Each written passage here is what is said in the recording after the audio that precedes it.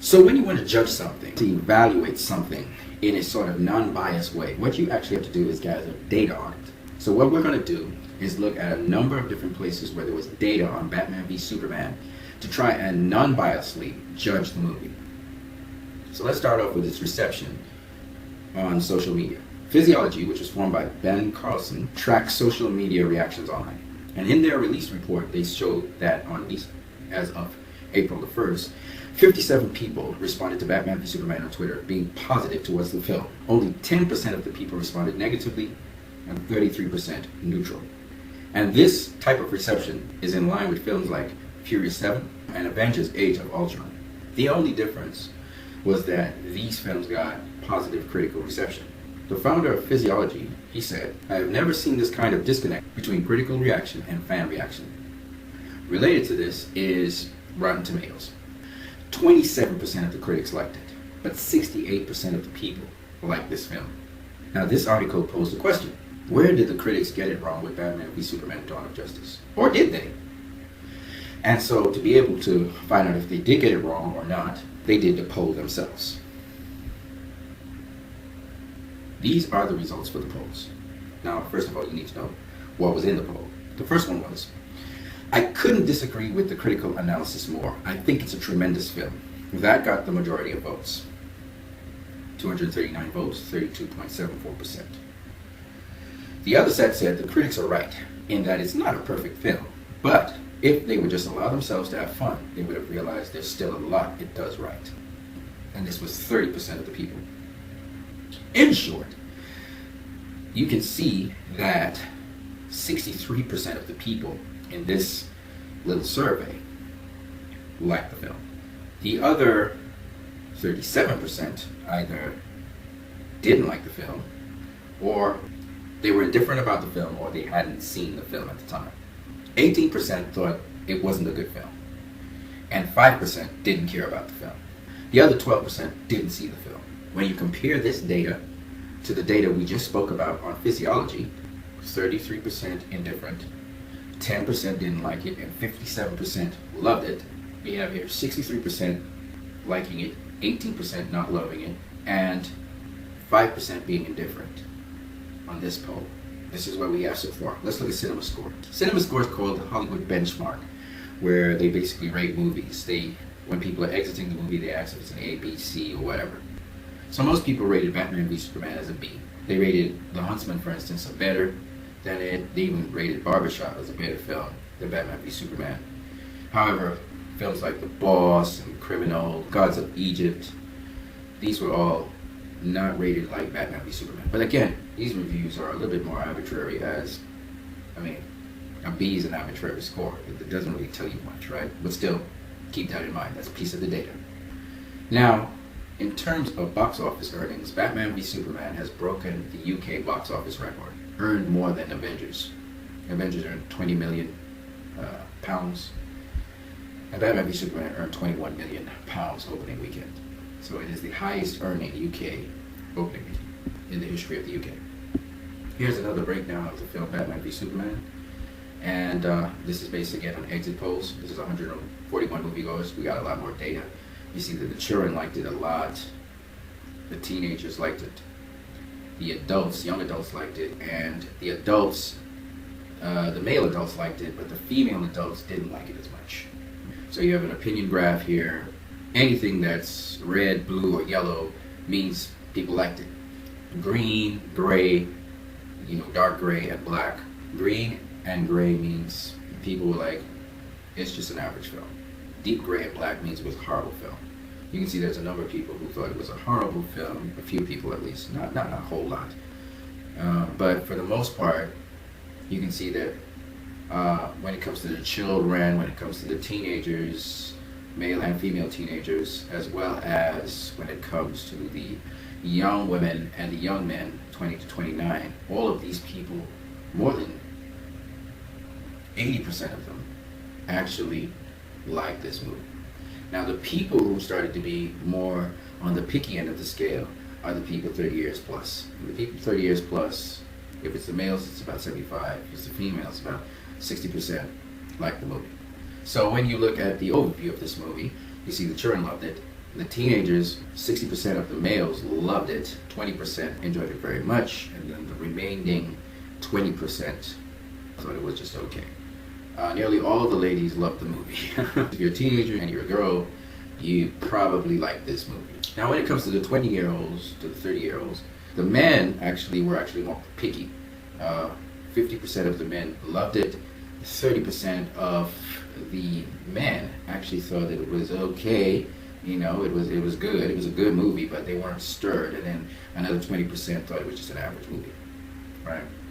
Whereas 40% of the women just loved it. 40% of them enjoyed it very much, I guess, because of Wonder Woman. And 10% of them thought it was average, and then 10% did totally just like it was horrible for them. So in the end, what we got was 75% of the male and female reviews loved the movie.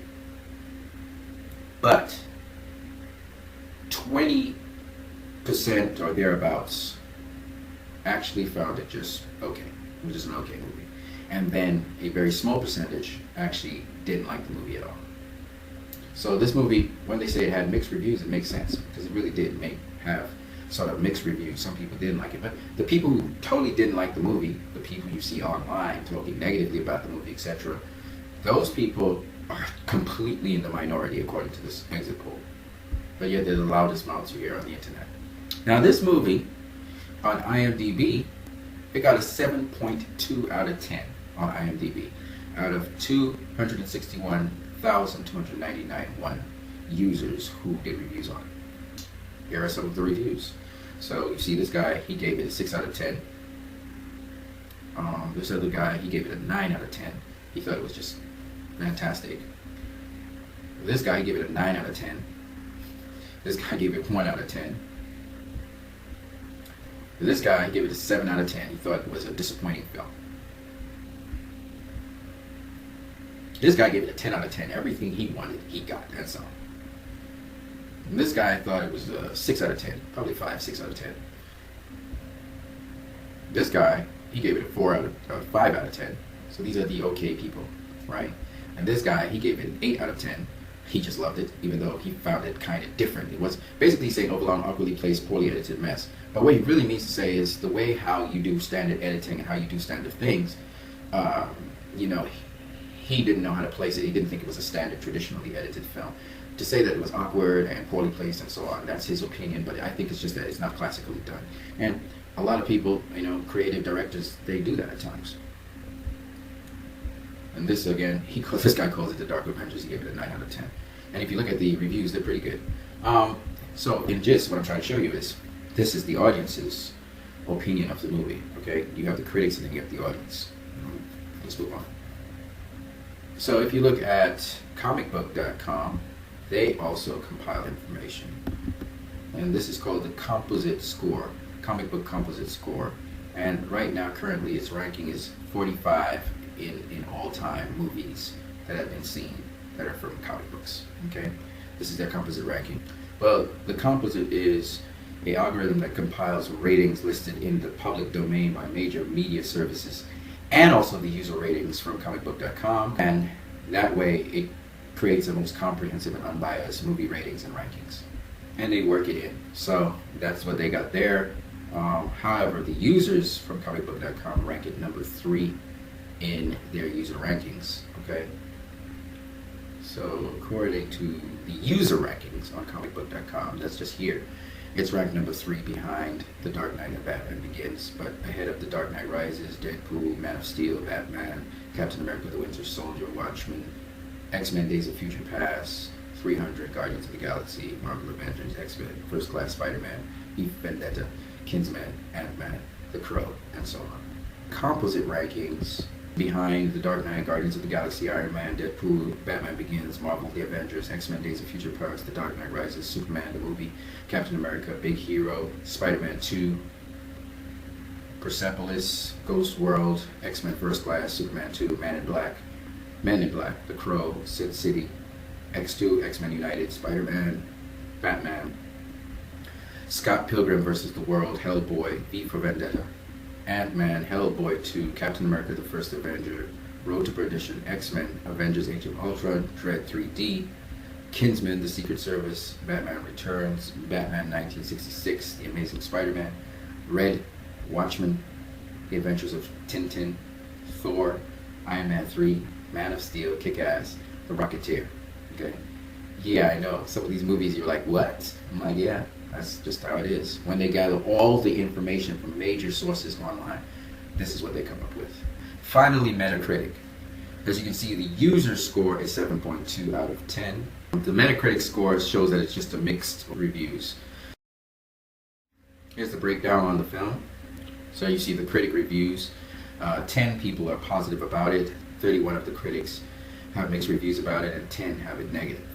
When you look at the user reviews, 640 of the users have a positive review for it. 167 are mixed about it, and 159 have a negative view about it. You know, some of the critics, as you can see, have favorable reviews. Some have mixed reviews, given by the color, and some think that it's horrible, and that's why you see the red. The red means horrible. Mixed reviews is yellow, and favorable is green. You can see clearly by the audience, there's a lot more green than orange or red. There were mixed reviews about the movie. The people who actually hated this movie are in the minority. In terms of critics, Metascore shows that they were conflicted. Metacritic gives it a 44, which is not a bad score. Unfavorable reviews are from 20 to 39, and horrible reviews are 0 to 19. So if you have mixed or average reviews, in this case we had mixed reviews, that's between 40 and 60. Favorable reviews are from 61 to 80, and when everybody really loves the film, everybody wants to see it, universal acclaim, that's 81 to 100. Among the audience, it was generally favorable reviews. Now I showed you all this information to show you the overall picture of Batman v Superman. Yes, it was a controversial film to some degree. Yes, it was a film that filmmakers and film critics couldn't really get a beat on to really seriously criticize, because it did a lot of firsts in how it approached things. Just its kind of structure that the critics couldn't get their hands around, as well as they couldn't get their eyes around how the movie dealt with superheroes. So I just decided to give you all of this information so that you could evaluate this film. Obviously, it was a good film. The majority of people thought so, and all of this data supports that. And the reviews by most people were positive reviews. This is a good movie. You need to go see it if you haven't. Go see the movie. You can go look through all my videos that are not spoiler to find out how to approach seeing the movie. I think I did 2 videos or 3 videos back. And if you don't know how to go see the movie, here's 2 tips. 1, don't try to stereotype superheroes, saying what they can and can't do. Follow the story will explain itself. And 2, the movie seems to be going all over the place, but it's not really. It's moving in a very systematic pattern from one director to the next to the next. So you'll get used to it. And they're using the major media houses and so on to stir up the negativity against this film, but really it's not a lot of people. You guys have a great one.